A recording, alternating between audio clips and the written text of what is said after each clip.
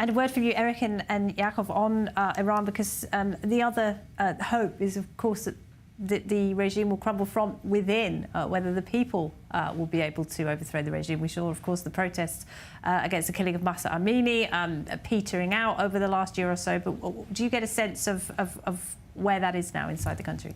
I think it's impossible to predict. It should be encouraged. Every possible way to destabilize that regime should be pursued in a clandestine manner.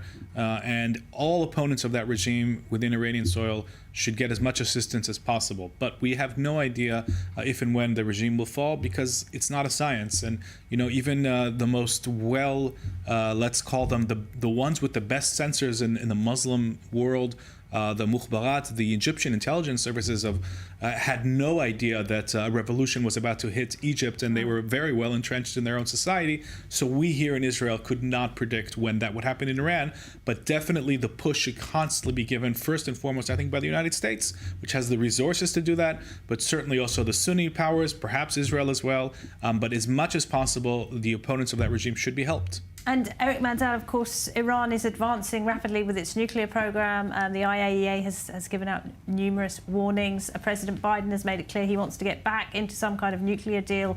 Was that the wrong policy to chase after Tehran on that? And we're now seeing the consequences? Well, I was involved a little bit as a front row seat of the JCPOA and from going from 2013, 14, 15.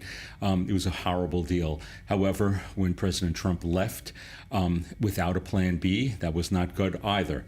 But right now, you know, when people are keeping so focused on the nuclear enrichment, that is a fait accompli. They can get to 90%. That's for sure. They have the means to deliver them. We know they're ballistic missiles. You have one lying here in Israel. What they don't have yet is the weaponization, and that is really where things should be targeted.